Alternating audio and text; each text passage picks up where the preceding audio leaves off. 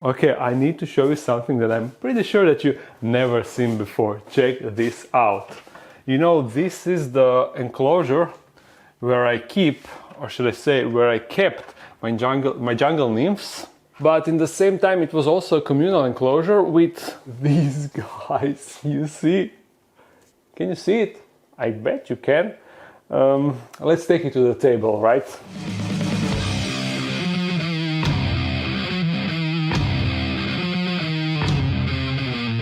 And the guys and girls in this particular case are the roaches, or to be more precise, the headlight roaches, the headlight cockroaches. Check it out. This is something that I wanted to do a video about in a long time, because this is the creation that actually roaches did on their own. This background is, if you remember and if you know how I generally make backgrounds, this is just a styrofoam, and on top of that styrofoam I added some expanding foam, and I actually did the whole video about setting up this enclosure. And this is what roaches did. They made a complex tunnels that goes across the entire background, and even though it seems like there aren't many roaches inside, but they're actually also digging a lot, and the whole substrate is filled with roaches together with these tunnels. You see inside there are adults, and over here you can see the layers very well. This is styrofoam, and on top of that the expanding foam, and actually the styrofoam got moved from the background. It was connected with these silicone stripes, but that didn't hold that well. I don't know if it moved on its own or because of the roach excavating activities. I'm not really sure, but these are the headlight roaches. You see, they are called headlight roaches because of those two yellow dots that they got on their head. They look like some sort of headlights, right? Yeah, it looks like that. And also why I said that originally I had jungle nymphs inside of this enclosure. The reason for that is, let me just turn the enclosure so you can see it from the front side. Since the amount of roaches exploded inside, it felt like they were harassing the jungle nymphs too much. So therefore I moved them once all the adults died. This is one jungle nymph's leg. So once all the adults died, I took out babies that hatched and I moved them into a separate enclosure. Let me show you that. You see, now here is where I keep those babies, and I don't know, they are still tiny, but you can spot them. You see, here is one. I have like 15ish inside. At night there were roaches everywhere in the enclosure, so therefore I had a feeling like they were harassing the jungle nymphs, so therefore I moved them out.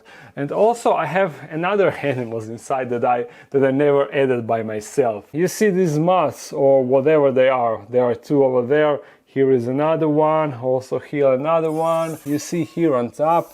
They kind of come in waves. At certain point there is no moth inside, and then I assume another generation hatches, and therefore I have more moths. But apparently they die, the adults die before a new generation hatches. So that means that I don't have moths inside all the time, just periodically when they hatch. And I don't really mind them, but they are kind of annoying because whenever I open the enclosure, sometimes they just fly outside, and yeah, that's annoying. But what are the plans with this enclosure? I'm not really sure. I definitely can't keep jungle nymphs inside. Also, one thing that is troubling to say, I can no longer open this door because it fell off and it broke. You see, this is broken, this broke, and everything broke. So therefore I just glued the entire door at its place. This is the only door that I can actually open. So I would definitely need to redo this enclosure, remove this door mechanism and add new one. And at the same time I would like to reshape it because it kind of looks nasty. I want to have a separate enclosure for these roaches and not have them occupy the entire enclosure of this size. But for now I will leave them, and what I want to do in this video, I bought this fish and I want to see if I can make a time-lapse video of roaches cleaning the entire fish, because this colony is pretty large, so I'm not really sure if they will, in one night, if they will be able to go through entire fish or not, but we will set up the camera and see it for ourselves, I guess. Potentially it can be a really cool video, and also potentially it can be really bad if they don't manage to eat the fish and I just get a lame time lapse of them crawling around and eating it a bit. I won't be giving them the entire fish, I will cut it on half, but I won't cut the head. I want to have a complete head together with one half of the body, and we will see if they will eat it. The weight of this fish is 350 grams, so can they go through like 200 grams of meat in one night? We are going to find out. First I need to cut the fish. I have the knife and I need to wash it, and I also need to wash my hands because I don't want to throw the fish away, and the part that I will cut out, I will use that for myself, of course. All right, I got it. So I will just cut this half because I'm pretty sure that they won't be able to eat the entire fish. Watching someone cut a fish in a video, I bet you didn't expect that you will see that in a video today, right? Okay, so this is the fish, and I will just place it right there. Oh my god, that is really big fish actually now when I'm looking at it in comparison to the entire enclosure. Okay, I will put it like that. Hopefully by the time I talk to you again, the fish will be gone, or maybe I will do some talking in between. I don't know, we will see. But let's go, time jump. No, not time jump, time lapse.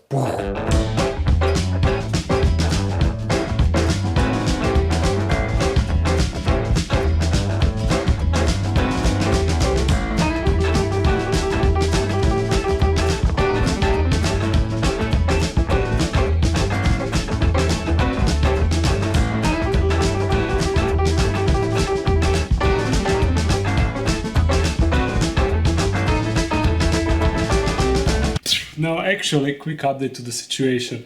3 hours passed since I started the time lapse, and I really don't understand how roaches managed to move the entire fish sideways. It was standing like this, and now it's standing like this. I mean, what? How? I'm looking forward to see the time lapse.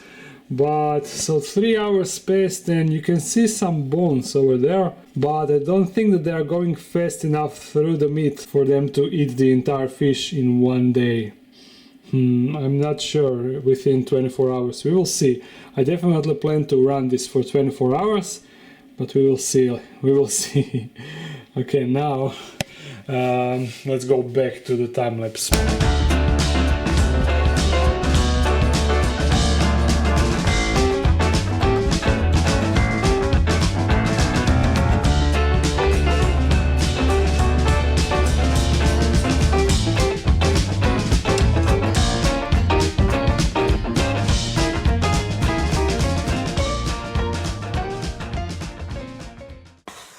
This was a bit of an underwhelming, disappointing experience because the entire fish has not been eaten, as you can see, and whew, it actually smells really bad.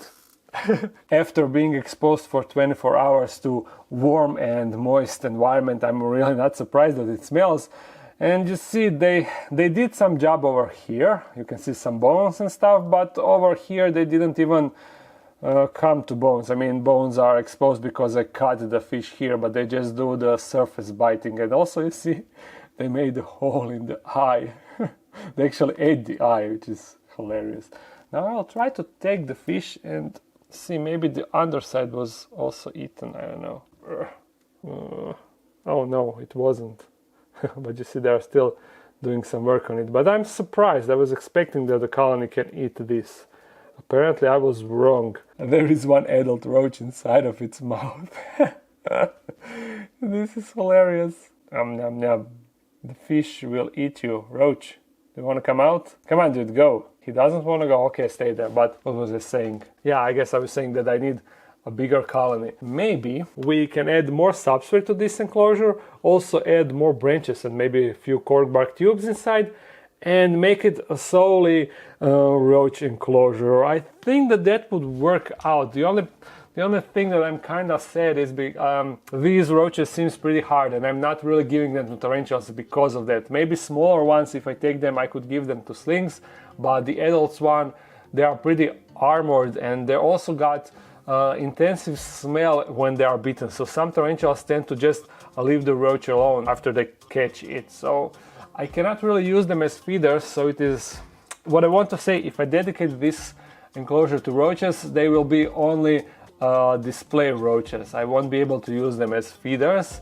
I mean, which is also okay. I can make more of these enclosures, and I can make more space for new enclosures, because I will definitely need a couple of these bigger enclosures. But yeah, I think that this will be an exclusively roach colony, and then once it grows, because now it will exponentially grow, since there is a lot of babies and those babies will mature, and with each generation there is exponentially more and more roaches inside. And I started with just a few roaches, like 10 or 15 maybe. I don't remember how many there were, but yeah, I will do that. Let me grab some substrate and also some corkboard cubes, and then we will increase this enclosure. But actually, before we do that, I have one box that I want to open, because I will probably forget by the end of this video. As you see, this one was also opened by the customs. It seems like that is the new thing of them opening the packages, which I don't really mind, because whenever they try to contact me and ask me what is inside, I never know what is inside. So sometimes because of that they return the package, but it seems that they are opening the packages now. Okay, oh, there is something. This is something official. This is from one of my patrons, and he's sending me some candy, actually a lot of candy, a big bag of gummy candy, you see. Thank you. And also what he's adding, this is the food for Crested Gecko, you know, Chips, and he's asking how Chips is doing.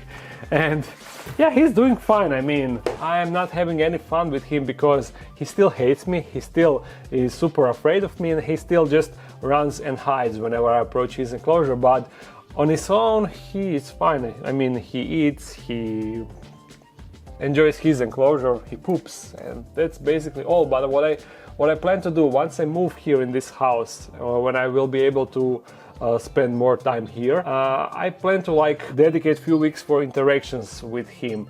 I plan to interact with him daily, in order for him to get used to me, to get used to seeing me, because he doesn't see me all the time. I mean, I mostly just leave him alone to do his business, but I will try to daily interact with him, not necessarily try to handle him, but just approach him, try to hand feed him, and you know, stuff like that. And maybe he will then start to not be as afraid as he currently is. And also, Mario, the patron that sent me this, he is breeding with his girlfriend reptiles, and mostly crested geckos, and he is asking if I can give him a shout out to their Instagram, and they are from Switzerland, and I assume that you sent to entire Europe crested geckos or not. But anyhow, his Instagram name is Leaping Dragons, you see. I will also link it in the description. So if you need a crested gecko, if you want to get a crested gecko, make sure to contact him and ask him if he ships them to Europe or not, or just exclusively Switzerland. I don't know. He just wrote in Switzerland. Oh, and also some inverts. Oh, so a lot of stuff. So check him out and ask him if you are from his country or around his country. And thank you for the food for Crested Gecko. I'm sure that he will enjoy it. And in regards to vampire crabs, I did a fast update in last video, I think. Yeah, I think so. You probably seen it already. And thank you for the candy. Now, as I said, I want to add more. First, I want to get rid of this fish. Even though I know that with time they would eat the fish, I don't want it to just smell inside of this enclosure and inside of the dark den. Just making sure that there aren't any roaches left. No, there aren't any, and I'll throw it away and bring the stuff. So just a second. Here is some stuff. And substrate, just plain old cocoa fiber. Yeah, I will use just that. Having more substrate will be beneficial for them, because they are burrowing. You see, they are under the everything. It will give them more space to multiply, to breed, that is. I think that I want to have it full, like up to here. So that means few more buckets. I should have grabbed the bigger bucket, to be honest. Being unable to open this second door makes this a bit harder, but I will manage. Yeah, you see, now we have a lot of substrate inside. The enclosure is already starting to look a bit better, but unfortunately I can't do anything to this background. There was a layer of substrate on top of the expanding foam, but the roaches with their feet and with their, I don't know, walking around, they took all of that from the expanding foam, so now only that is exposed, and there is, I could maybe paint it over, but that is a lot of effort that I don't really want to spend on the roach enclosure at this very moment. Maybe sometimes in the future, but now for sure I definitely have some other things where I should concentrate and do stuff. I will just randomly put all the things inside, because they are only here to increase the surface area of the enclosure, nothing more, nothing less. So roaches can crawl under and over it, and also inside of the tubes. All nice and cool. Actually, I want to put this back here, and perhaps I want to add some more branches on top, and I have just the things that I need. Ooh, and actually, just to troll tarantula cats, should I put the plastic skull of the skulls? Plastic skull with plastic skulls on top of the plastic skull. Should I put this inside? No, then people will judge me when they see my enclosure. Only natural stuff goes inside, but who knows, maybe some other day. Although putting it inside of the roach enclosure, it would be a nice troll. Do I want to do that or not? That would look so dumb, but maybe I should do it. Maybe I should do it just because. Yeah, you know what? I will do it. I will have plastic skull inside of the enclosure, but it won't be a tarantula enclosure, it will be a roach enclosure. Although first I want to remove this, and then the skull can go right there. Maybe I can cover it with the cork bar. This is so dumb. It is so bad that it's actually good. I will make twigs go outside of the eye as an icing on the cake. There we go. Perfect. Flawless. Terrible. Okay. I don't know what to say anymore. Hopefully in the future there will be enough roaches to eat something big in one night. Before we end the video, I have another box. Although interestingly this one wasn't opened by the customs. I don't know what is up with that. Why are they opening some boxes and not opening all the packages? What's the deal? And why they are asking me what is inside for some packages and not for all the packages? That is so weird and dumb. Ooh, cans. Also a note. Actually a lot of cans. Nice. I'm loving those. Oh no. This candy have seen some better days. It got squashed in the transport. Okay, what more do we have? Oh, some sweet cans. I don't really have these. Unfortunately, they are also dent, but I can easily fix that. Sweet. I never seen these. Oh, this one was hurt badly. Can you not see anything from me? Yeah, you can. Ooh, and monster cans that I don't have. I have seen this when I was in America, and maybe I bought this one. I'm not really sure, but I have one that is similar like this, but not all of them. This is so cool, thank you. Ooh, and ultra black. Cool, and what is this? I have no idea. And all other stuff. This leaf litter, candy, something for the enclosure. Actually, we didn't add the leaf litter. Maybe we can throw this immediately. Also, this wood piece will go inside like that. And then leaf litter, go. Not bad, not bad. And check out the cans. All the cans. Thank you. Let me just check what is inside of this final box. Random stuff. What the hell? Some coins? Well, this is super random. Some random coins. I don't really collect coins. And these are all Canada coins, I guess. Yeah, since I received this package from Canada. Well, thank you. And also random rock.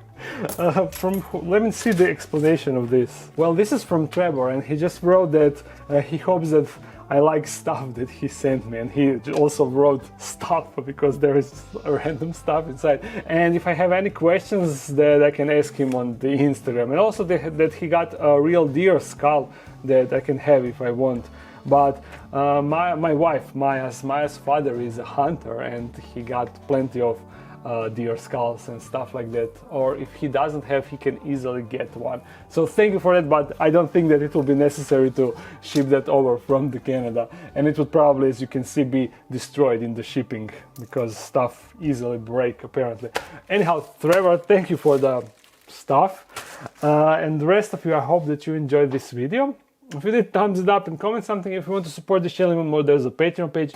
If you're new to this channel, make sure to subscribe. I upload Monday and Fridays. To see you again soon. Bye.